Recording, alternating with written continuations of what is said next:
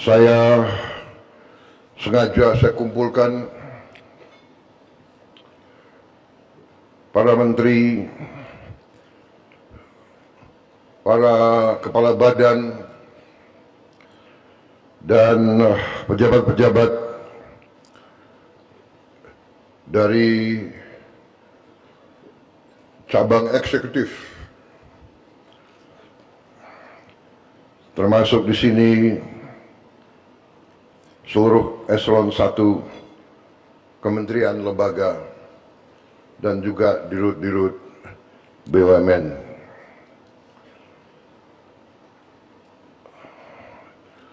Maksud dan tujuan rapat kerja ini adalah kesempatan saya menyampaikan arahan-arahan di bisa dikatakan tahap 1 tahun lebih kita menjalankan mandat kita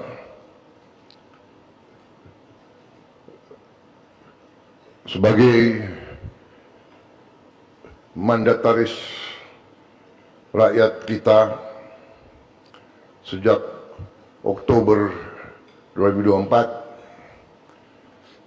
Kita sudah lewati Oktober 25, 1 tahun, dan sekarang kita berada di bulan April, bisa dikatakan 1 tahun 6 bulan pelaksanaan tugas kita.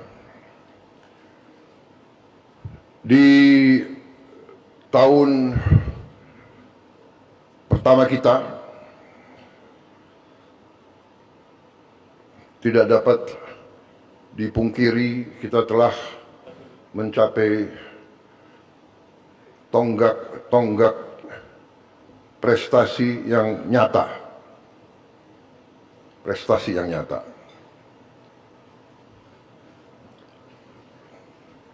Di tengah prestasi yang nyata ini, kita menghadapi keadaan dunia yang penuh dengan ketidakpastian, dengan penuh konflik, peperangan di mana-mana yang telah mengakibatkan goncangan-goncangan stabilitas dunia.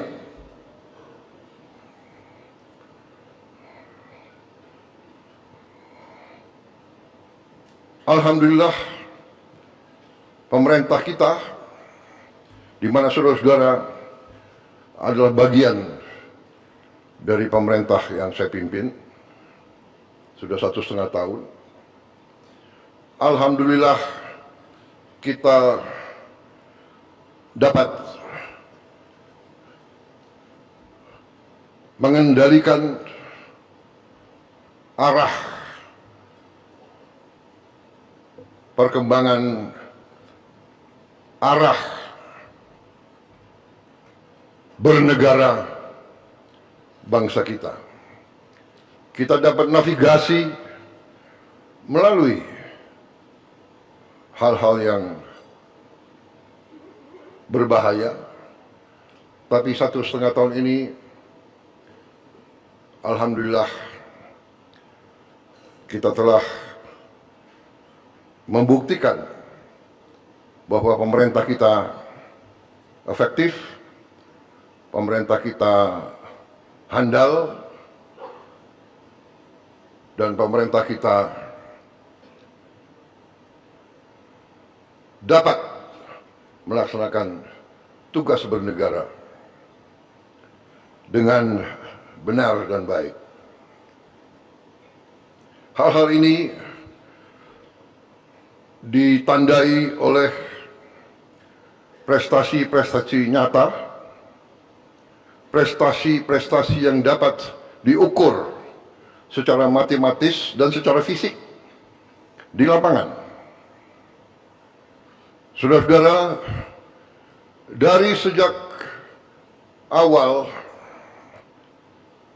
kita membentuk pemerintahan, bahkan sebelumnya, selama bertahun-tahun saya berkiprah sebagai pemimpin politik dan pemimpin dan pelaku ekonomi bertahun-tahun.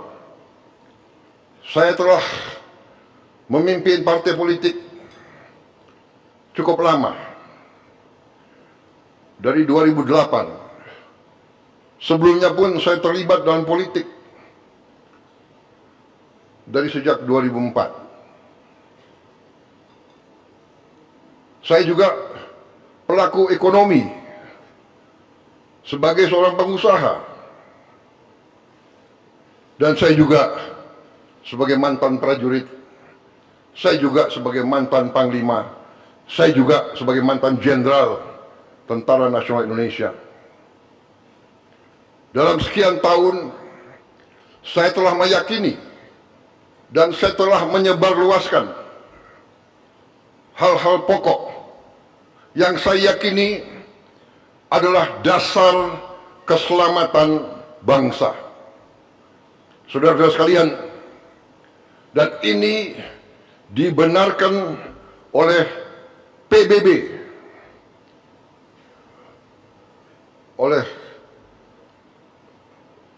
United Nations membenarkan ini dalam SDG yang mereka umumkan, Sustainable Development Goal, di mana berapa tahun yang lalu PBB sudah meramalkan bahwa krisis dunia, krisis yang akan melandai seluruh dunia adalah 3 hal, yaitu krisis pangan, krisis energi, dan krisis air. Food, energy, and water ini sudah dicanangkan oleh PBB, dan ini sudah saya perjuangkan di mana-mana bertahun-tahun, belasan tahun, dan saya buktikan bahwa saya, kalau tidak salah, apa sudah dibagikan atau belum kepada semua pejabat yang hadir di sini, buku-buku saya selama berapa dasawarsa ini. Ini sebagai bukti bahwa sekian puluh tahun pun saya sudah cantumkan hitam di atas putih, hitam di atas putih, bahwa masalah dasar bagi negara adalah 3 hal itu: pangan, energi, air. Alhamdulillah, negara kita masalah air tidak sebenarnya menjadi masalah. Masalahnya kadang-kadang kita kelebihan air. Kita ketawa kelebihan air. Ini karunia. 1 hari air turun di Bogor, 1 hari air turun di Bogor sama dengan 1 tahun air turun di Australia Barat. 1 hari air turun di Bogor sama dengan 1 tahun air turun di Australia Barat.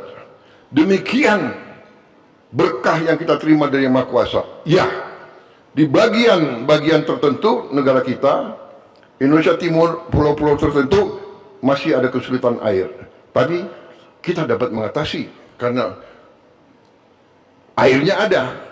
Tinggal mampu atau tidak kita mendapatkannya dan menjaganya. Karena kadang-kadang kita sendiri yang tidak dapat menjaga alam kita. Hutan kita babat, hutan, pohon-pohon di gunung kita babat. Akhirnya air tidak dapat ditahan, terjadi kekeringan. Tapi hal-hal ini dapat kita atasi. Ada negara-negara yang kaya dengan minyak dan gas, tidak punya air. Apa yang saya ingin sampaikan, saudara-saudara? hal-hal ini begitu penting, hal-hal ini begitu mendasar, dan hal-hal ini telah digarisbawahi oleh pendiri bangsa kita. Ya, dalam Undang-Undang Dasar 1945 jelas-jelas disampaikan, ya, bahwa bumi dan air dan semua kekayaan yang terkandung itu harus dikuasai negara, karena begitu menentukan kehidupan bangsa.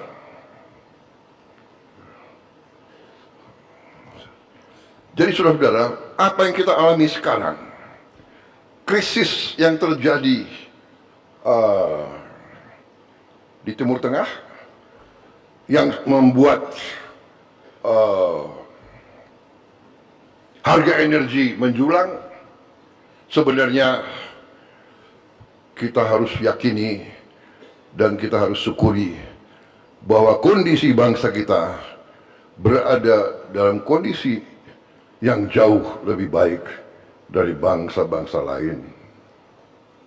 Saya telah mempelajari data-data angka-angka, dan dalam kesempatan hari ini saya kira ada kesempatan yang baik di mana saya setelah saya mempelajari angka-angka, dapat laporan dari menteri-menteri saya, ternyata kondisi kita cukup aman. Ada tantangan, ada kesulitan, tapi kita mampu menghadapi dan mampu mengatasinya. Memang, saudara-saudara, ya boleh, tepuk tangan untuk berita baik boleh. Memang, saudara-saudara, ada suatu fenomena yang kita rasakan bersama, ya kan, bahwa ada kelompok-kelompok di masyarakat, saudara-saudara kita juga, warga negara kita juga, keluarga besar NKRI juga, yang mempunyai suatu sikap yang bisa dikatakan sangat tidak mau kerjasama. Kita hormati, kita tidak ada masalah. Saya katakan kalau di suatu tempat, ya kan, di suatu desa, rakyat desa melihat ada kebutuhan bangun jembatan, kemudian ada sebagian besar desa itu memutuskan untuk bangun jembatan, dan gotong royong bekerja untuk bangun jembatan. Tapi ada mungkin sekelompok yang tidak mau ikut bangun jembatan, yang nggak ada masalah. Yang mau bangun jembatan, ayo kita bangun jembatan. Yang nggak mau ikut bangun jembatan, ya nggak ada masalah, silakan saudara duduk nonton atau apa, boleh, apa itu, kritik boleh, ya kan. Hanya saya juga nggak mengerti kalau orang lagi mau bangun jembatan, ada yang duduk, dia tidak mau ikut bangun jembatan, tapi dia kritik, kamu goblok kamu, ya kan? Kayunya salah, jangan di situ, ya kan? Pakunya salah, harus di sini. Rantainya salah, salah aja bang, ya kan? Tapi nggak jadi-jadi itu jembatan, benar nggak? Nah kita yang mau bangun jembatan, apa sikap kita? Apa kita grogi? Lihat, ya kan? Nggak lah, goblok kamu. Kamu mau bikin jembatan, goblok. Ya, saya goblok, tapi rakyat ini desa minta jembatan, saya bangun jembatan. untuk rakyat kita. Jadi saudara-saudara, ini fenomena, tapi ini ada di banyak negara. Tapi ini nanti akan saya jelaskan. Fenomena ini memang bukan 1-2 tahun, sudah ratusan tahun. Bahwa waktu kita diganggu, dijajah bangsa asing, selalu ada saudara-saudara kita dari bangsa kita sendiri yang juga mempermudah bangsa asing itu menjajah kita, merampok kekayaan kita, membuat kita budak. Itu saudara kita juga. Jadi ini bukan fenomena baru. Ini biasa. Bibit-bibit dengki, iri, syirik itu bagian dari manusia. Ya. Kebencian, dendam, sakit hati, ini bagian, dan memang ada itu ada. Jadi kita tidak boleh istilahnya kaget, ya kan? Yang sekarang jadi masalah sedikit adalah teknologi. Bahwa dengan sekarang teknologi, ya, dengan teknologi AI, kecerdasan buatan, dengan teknologi informatika digital, satu orang dia bisa punya 1000 account. Dia bisa beli alat-alat tidak terlalu mahal, yang dari 1000 ini bisa diperbanyak lagi, seolah-olah. Jadi saudara-saudara, yang agak repot, mungkin 100 orang, 200 orang, mungkin 1000 orang, mungkin 5000 orang, bisa bikin heboh. Ini namanya the echo chamber. Ada dalam pelajaran intelligence, itu ada, ya kan? Bagaimana mau merusak sebuah negara lain. Dulu kirim pasukan, kirim bom, sekarang tidak perlu. Mungkin dengan permainan sosmed, dengan fitnah, hoax, ya kan? AI bisa membuat seseorang bicara yang dia nggak bicara, gitu loh. Saya sering itu, saya ini suara saya jelek, saya nggak bisa nyanyi. Ada di YouTube, Prabowo nyanyi, suaranya bagus banget. Saya ada kaget, saya bilang, oh, boleh juga nih. Kalau menguntungkan boleh, tapi kalau nggak menguntungkan bagaimana? Ada lagi, saya pidato dalam bahasa Mandarin. Iya kan? Ada lagi, saya pidato dalam bahasa Arab. Luar biasa. Karena waktu itu kampanye, saya kira kalau di daerah-daerah tapal kuda, ini mungkin menguntungkan. Jadi saya diam juga. Akhirnya, kalau menguntungkan kita diam, ya kan? Enggak, ini saya mau sampaikan. Ini masalah bagi kita, ya. Kita waspada, ya, nanti kita terima koreksi-koreksi itu. Kalau kita difitnah, kalau kita dihujat, anggaplah itu sebagai apa? Sebagai peringatan supaya kita waspada. Iya kan? Prabowo bodoh. Oh, wah, saya harus waspada. Kalau saya bodoh, artinya saya harus kumpulin orang-orang pintar untuk bantu saya. Kan begitu. Prabowo, yang terakhir itu Prabowo apa? Keras kepala. Kalau saya dibilang keras kepala, ya, saya harus terima itu sebagai, ya kan? Oh, saya coba pegang kepala saya ini keras juga.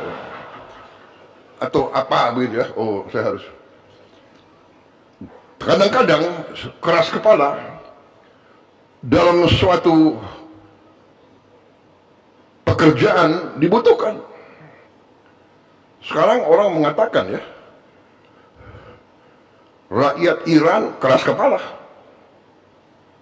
pejuang-pejuang Iran keras kepala, bolak-balik diancam, bolak-balik mau dihabisin, ya, terakhir apa itu? Tapi dia tidak, saya tidak ikut politik dalam negeri orang lain. Tapi bagi Sebuah bangsa kadang-kadang keras kepala butuh. Dulu bapak-bapak pendiri bangsa kita keras kepala. Lebih baik mati daripada dijajah kembali. Keras kepala. Tidak mau kita dijajah kembali.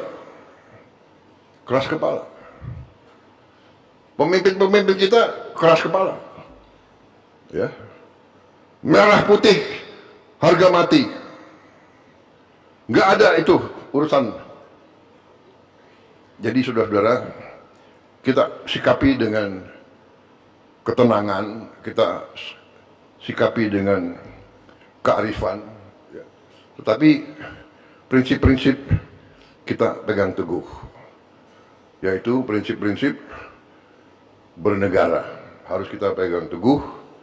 Tidak ada negara tanpa hukum, tidak ada negara tanpa undang-undang dasar, tanpa konstitusi, tanpa undang-undang dasar tidak ada negara. Yang ada adalah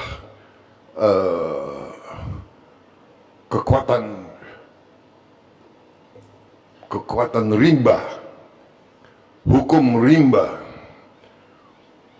hukum senjata, dan rakyat kita tidak menghendaki itu. Semua unsur yang bertanggung jawab, yang arif, harus bekerja keras, harus berjuang untuk menegakkan hukum konstitusi, hukum berdasarkan kesepakatan, hukum berdasarkan konsensus. Konsensus itu adalah kesepakatan.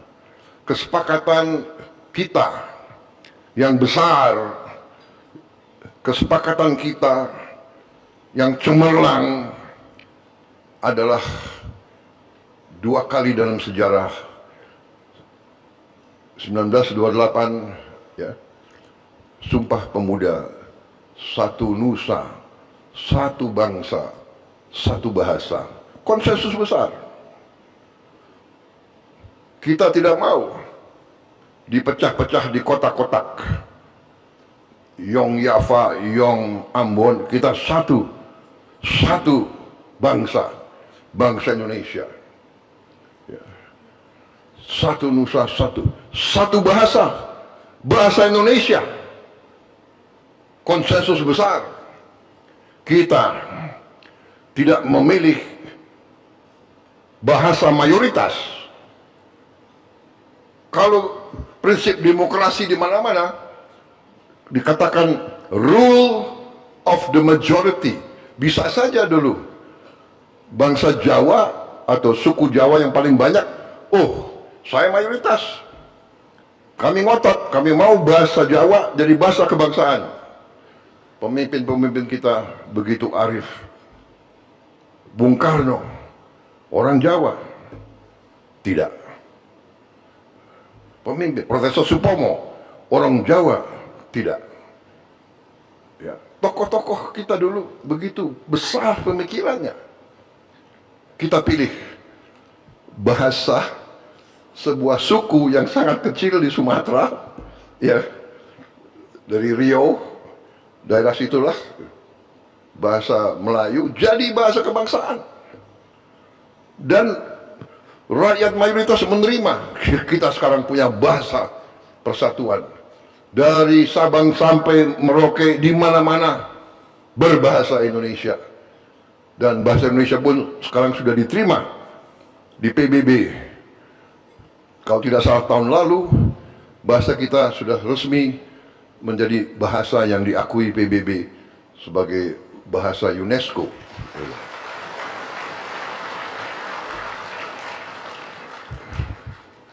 Jadi saudara, konsensus kedua yang terhebat adalah 1945, di mana pendiri-pendiri bangsa kita merumuskan sebuah konstitusi, sebuah undang-undang dasar. Juga dibutuhkan jiwa besar mayoritas. Jadi waktu itu kita rumuskan sebuah negara dengan ideologi Pancasila. Kita membentuk negara republik yang tidak mengangkat agama resmi, agama mayoritas. Mengakui semua agama sebagai agama yang dihormati. Di situ kehebatan Pancasila. Jadi saudara-saudara, kondisi seperti ini kita selalu berpegang teguh kepada konsensus-konsensus besar. Kita telah memilih bernegara secara demokrasi. Demokrasi, kedaulatan di tangan rakyat. Tidak ada masalah. Kalau ada pemerintah yang dinilai tidak baik, ya gantilah pemerintah itu. Ada mekanismenya.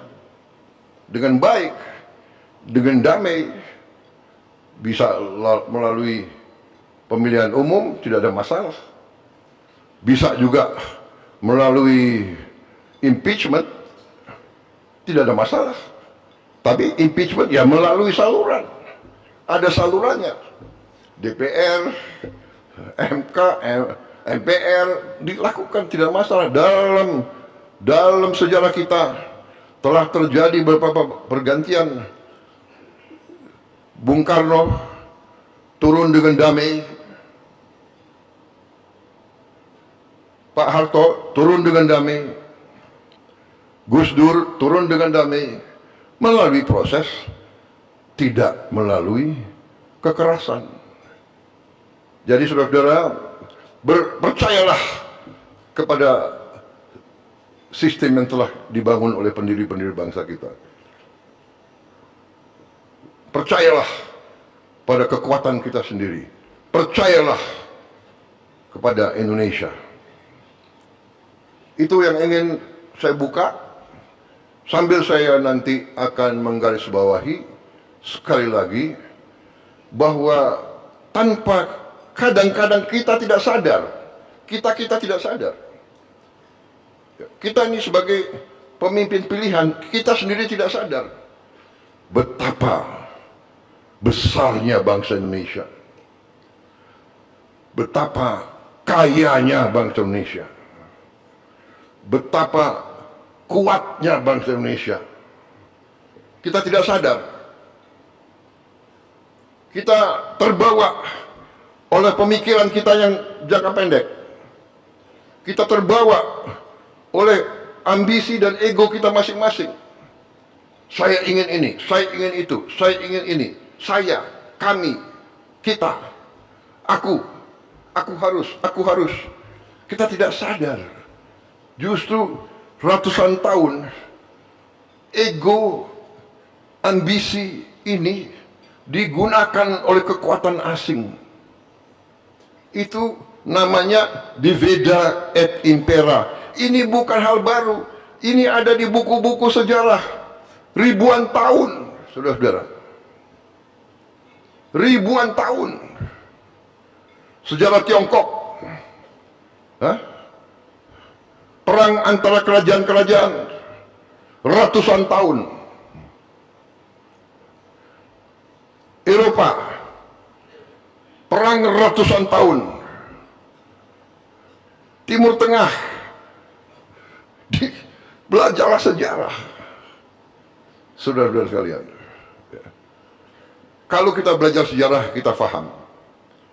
Kita tidak mengerti, saudara-saudara, sekarang, ya, perang di Timur Tengah itu membuktikan satu selat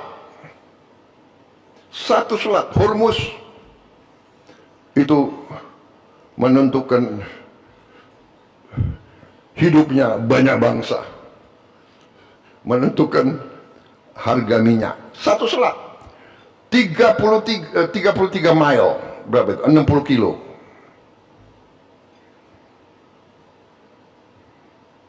Yang sekarang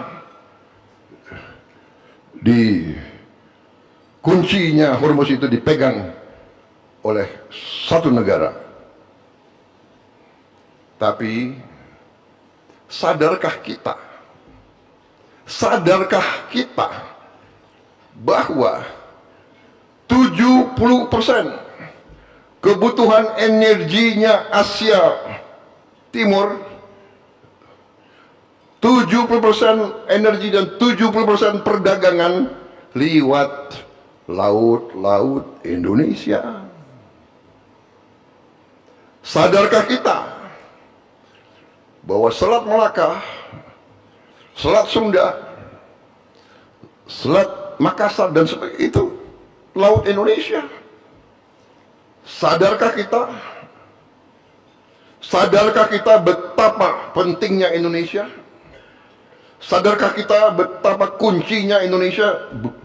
70% energi Korea, Jepang, Taiwan, Tiongkok, Filipina. Jadi saudara-saudara, kita harus mengerti bahwa kita selalu jadi perhatian dunia. Baik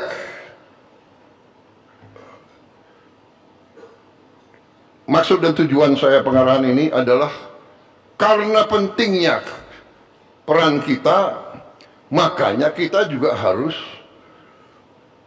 memimpin bangsa ini, mengendalikan bangsa ini dengan baik, dengan tepat, dan dengan handal. Saudara-saudara sekalian, beberapa hari yang lalu, melalui rapat-rapat menghadapi kondisi global yang penuh krisis, yang mengakibatkan suplai energi menjadi masalah. Ternyata kita setelah mengkaji, kita punya kekuatan ekonomi yang cukup kuat. Nanti saya minta beberapa menteri untuk memaparkan singkat, ya, untuk kita mengerti posisi kita dari semua KL, semua. Dan setelah paparan itu tentang kondisi kita, sebagian langkah-langkah sudah kita umumkan, ya, sebagian langkah-langkah untuk kita kendalikan konsumsi daripada bahan bakar untuk jangka pendek ini. Jangka pendek yang saya anggap kritis adalah 1 tahun ke depan ini, 12 bulan ke depan. Sesudah 12 bulan kita akan menjadi sangat kuat. Nanti langkah-langkahnya kita jelaskan. Tapi intinya sekarang kita siap